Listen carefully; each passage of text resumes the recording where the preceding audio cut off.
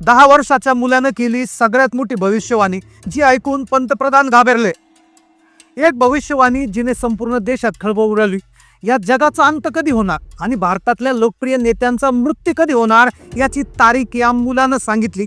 भविष्यवाणी करणारा हा मुलगा, ज्याचं वय 10 वर्षापेक्षा कमी आहे, पण त्याला अशी दिव्य दृष्टी प्राप्त झाली आहे की त्यामुळे त्याने आतापर्यंत जे जे सांगितलं ते सगळं खरोखर घडत आहे. गेल्या 5 वर्षापासून या मुलानं केलेली प्रत्येक भविष्यवाणी, तिची तारीख आणि वेळ अगदी जशी आहे तशीच घडत आहे. 2019 साली आलेला कोरोना, इस्रायल मधलं युद्ध, महाराष्ट्रात झालेला सत्तापालट, महाराष्ट्रातील बऱ्या नेत्यांच्या अपघाती मृत्यूच्या तारखा, या सगळ्या गोष्टी खऱ्या ठरल्या आहे. पण आत्ताच त्याने अशी एक भविष्यवाणी केली ती अतिशय भयानक आहे, जी ऐकल्यानंतर संपूर्ण देश तर हादरलाच, पण महाराष्ट्राला सगळ्यात मोठा धक्का बसलाय. मग या मुलानं नेमकं काय भविष्यवाणी केली आहे की ज्यामुळे संपूर्ण देशात खळबळ उडाली? काय या मुलाची भविष्यवाणी ऐकून मोठे मोठे मंत्री देखील हैराण झाले आहेत? चला जाणून घेऊया या भविष्यवाणीचा संपूर्ण सविस्तर रिपोर्ट. ही गोष्ट आहे एका 10 वर्षाच्या मुलाची, ज्याचं नाव अर्जुन. अर्जुन एक सामान्य मुलगा, जो पूर्वी शाळेत जात होता, चांगला अभ्यास करायचा, आई वडिलांचं सगळं ऐकायचं. पण 2018 मध्ये साधारणपणे 7 ते 8 वर्षापूर्वी या मुलासोबत एक अशी घटना घडली आणि त्यानंतर त्याच्या आयुष्यात मोठा बदल झाला. अर्जुन एके दिवशी शाळेतून आला होता.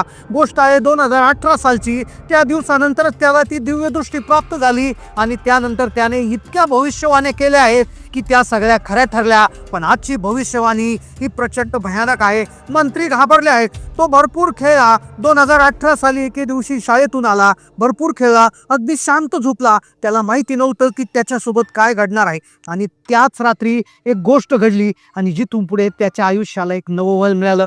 त्याच्या घराच्या अंगणात तो पडलेला होता. तो झोपला होता, पण त्याचे डोळे मिटलेले होते. श्वास सुरू होता, पण ओठ काहीतरी पुटपुटत होते. तो एखाद्या मंत्राचा जप करत आहे असं वाटत होतं. त्याचे आई वडील शेजारी झोपले होते. त्याच्या आई वडिलांना वाटलं की जास्त थकल्यामुळे बडबड करत असेल, म्हणून त्यांनी दुर्लक्ष केलं. पण त्याची लहान बहीण त्याच्याकडे उठून लक्षपूर्वक पाहत होती. तिने पाहिलं त्याच्या चेहऱ्यावर आता निरागसता नव्हती, एक प्रकारची गूढ शांतता होती. तो पडला होता, पण कोणत्या धक्क्यामुळे नाही. जणू काहीतरी अदृश्य शक्ती त्याच्या शरीरात प्रवेश करत होती. त्याला वेदना होत नव्हत्या, पण त्याच्या तोंडातून असे शब्द बाहेर पडत होते जे गावातील काय, जगातल्या कोणत्याच लोकांना ऐकले नव्हते. काही जुने अज्ञात शब्द, अग्नी, रक्त, आकाश, राजा, विनाश यासारख्या गोष्टीचा उल्लेख तो त्या रात्री करत होता. त्याच्या बहिणीने आई वडिलांना उठवलं. अर्जुन काय म्हणतो ते ऐकवलं. त्याच्या आई वडिलांना देखील थोडीशी भीती वाटली होती. जेव्हा अर्जुन सकाळी उठला तेव्हा त्याच्या घरच्यांनी त्याला विचारलं, तू रात्री नेमकं काय बोलत होतास? तेव्हा तो म्हणाला, अग्नी, रक्त, आकाश, राजा, विनाश अशा कुठल्या तरी गोष्टी बोलत होतो. आता त्याच्या घरच्यांना अजून काही माहिती नव्हतं की त्याच्या एका शरीरामध्ये शक्तीनं प्रवास केला आहे आणि इथून पुढे त्याला खरी दिव्यदृष्टी प्राप्त होणार होती. आणि त्याच दिव्यदृष्टीने 2018 पासून आतापर्यंतच्या सगळ्या भविष्यवाण्या तो करणार होता आणि सगळ्या भविष्यवाण्या खऱ्या ठरणार होत्या. पण आजची भविष्यवाणी अतिशय भयानक आहे की ज्याने अक्षरशः आज संपूर्ण महाराष्ट्रासहित देश हादरला आहे. तो त्या दिवसापासून भविष्य सांगू लागला. 2018ची ती गोष्ट होती. ती गोष्ट तेव्हापासून त्याने भविष्यवाण्या सांगायला सुरू केल्या होत्या. त्या सगळ्या भविष्यवाण्या बरोबर निघत होत्या. पण त्यानं आज जी भविष्यवाणी केली ती अत्यंत धक्कादायक आहे. अर्जुनने त्याच्या आईवडिलांना त्यावेळेस शांततेत सांगितलं होतं. त्यानंतर तो जे बोलला ते ऐकून घरच्यांच्या पायाखालची जमीन सरकली. 6 वर्षापूर्वी तो म्हणाला होता की मला त्याच्या गावातल्या एका गुहेत जायचं आहे. तो म्हटला त्याच्या गावात एक गुहा होती. तो आई वडिलांना म्हणाला मला त्या गुहेत जायचंय. आता त्याच्या गावात एक गुहा की खूप दूर डोंगरामध्ये होती. त्या गुहेबद्दल अनेक गाथा होते. असं म्हणतात त्या गुहेत खूप वर्षापूर्वी एक तपस्वी तिथे समाधीसाठी गेले, पण ते परत कधीच आले नाही. हा तर मुलगा लहान आहे. लहान मुलाला तिकडे जायला परवानगी नव्हती. पण अर्जुनच्या चेहऱ्यावर भीती नव्हती. त्याच्या चेहऱ्यावर एक असं तेज होतं. ते पाहून गावातले धैर्यवान मोठे लोकही शांत झाले होते. अचानक अर्जुन एके दिवशी गुपचूप निघून गेला. 3 दिवस तो कोणालाच भेटला नाही. आई वडील शोधाशोध करू लागले. संपूर्ण गावात एक चिंतेचं वातावरण निर्माण झालं, कारण की त्या गुहेमध्ये जाऊन अर्जुन असं काहीतरी करणार होता की ज्यामुळे संपूर्ण देशासहित संपूर्ण जगाला आदरा बसणार होता. 2018ची गोष्ट आहे. तो 3 दिवसानंतर 4थ्या दिवशी अर्जुन परत आला. त्याच्या अंगावर धूळ होती, कपडे फाटलेले, पण चेहरा प्रचंड शांत आणि डोळ्यामध्ये चमक. वेगळीच होती.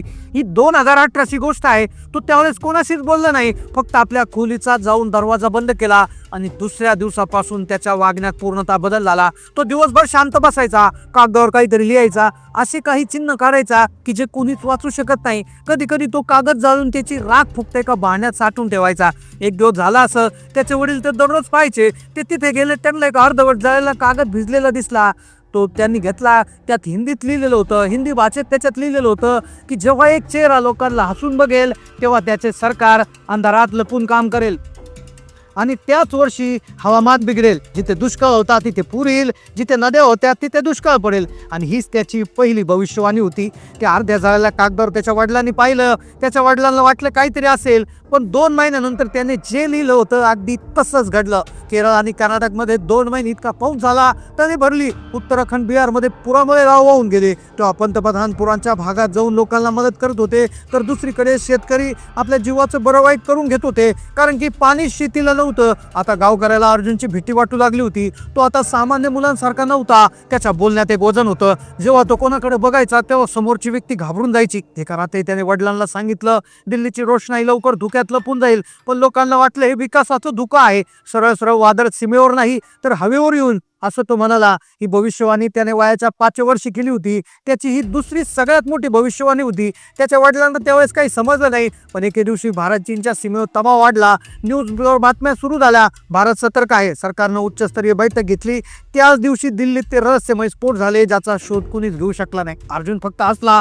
नंतर एका सकाळी तो गावाच्या मध्यभागी उभा राहिला आणि मोठ्या मोठ्याने म्हणाला, आता जे काही होईल ते दिसणार नाही, ऐकू येणार नाही, जाणवणार काहीच नाही. जे बाहेरून येईल आतून निघेल. काही दिवसानंतर एक विचित्र आजार पसरू लागला. अर्जुनची ही तिसरी सगळ्यात मोठी भविष्यवाणी होती. ताप नव्हता, खोकला नव्हता, फक्त श्वास घेण्याचा त्रास. डॉक्टरांनी सांगितलं हा नवीन स्ट्रेन आहे. सरकारने दुर्लक्ष केलं. पण जेव्हा लोक मरू लागले तेव्हा गावकऱ्यांना अर्जुनची नाही तर त्याच्या सावलीची भीती वाटू लागली. तो आजार होता कोरोना. कोरोनाची भविष्यवाणी त्याने त्याच्या 1 वर्ष आधीच करून टाकली होती. कोरोनासारख्या गंभीर आजाराची कल्पना अर्जुनने आधीच दिली.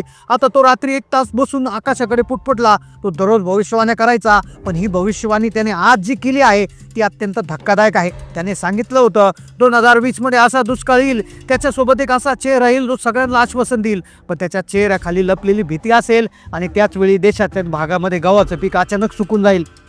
आणि ती ही भविष्यवाणी त्याची खरी ठरली. आता गावकरी घाबरू लागले होते. अचानक एक पत्रकार त्याच्या घरात शिरला. 3 वर्षापूर्वी एका पत्रकाराने त्याला प्रश्न विचारण्याचा प्रयत्न केला. अर्जुनने त्याला एकच वाक्य सांगितलं, आता निर्णय होईल. एक असा मोठा निर्णय जो देशाला 2 भागात वाटेल. तलवार चालणार नाही, पण मनं तुटतील. एका महिन्यात संसदेत प्रस्ताव ठेवला. भारताची नवीन संस्कृती निधीच्या धार्मिक स्थळाचा उपयोग, सरकारी शिक्षणाची, वेदांची सक्ती आणि बिलांवर कारवाई अशा प्रकारच्या गोष्टी येत होत्या. त्या रात्री अर्जुन पुन्हा एकदा गायब झाला. दुसऱ्या दिवशी गुहेतून धूर निघाला. गावकरी तिथे पोहोचले तेव्हा गुहेच्या बाहेर एक कागद जळत होता. त्या कागदावर लिहिलेलं होतं, आता अंतिम वेळ आली आहे. आता अतिशय महत्त्वाची भविष्यवाणी या कागदावर लिहिली होती.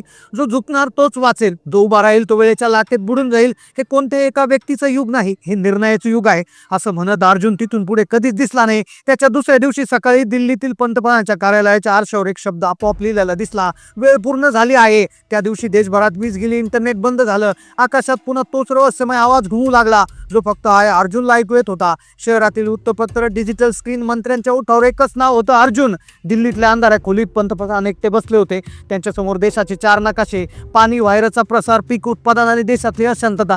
या 4ही नकाशात एक गोष्ट सारखी होती की देश घसरत होता. त्यांनी अखेर एक रजिस्टर उघडलं, शहरांचे गुप्त अहवाल, आणि त्यांनी अर्जुनला बोलवण्याचा आदेश दिला. पंतप्रधानांचा गुप्त संदेश मिळाला, 3 शब्दात, तो मुलगा राजधानीत आहे. लगेच दुसरीकडून आवाज आला, तो तुम्हाला भेटायली. ती वेळ तुमच्या कॅलेंडरमध्ये नसेल, तो ती त्याची स्वतःची वेळ घेऊन येईल. दुसऱ्या दिवशी 9 राज्यामध्ये एक विशेष प्रकारची घटना घडली. शाळेमधली मुलं अचानक उभी राहिली. आम्हाला तेच शिकायचं आहे जे अर्जुननं सांगितलं, आम्हाला तेच बनायचं आहे जे डोळे बघत नाही. मुख्याध्यापक घाबरले. 9 राज्यातील शाळांमध्ये सगळी मुलं उभी राहून असं कसं बोलू शकत होती. सरकारने याला डिजिटल संमोहन म्हटलं, पण कोणाला माहिती नव्हतं एक मुलगा जो कुठे दिसत नाही त्याचा आवाज देशातील मुलांपर्यंत कसा काय पोहोचला.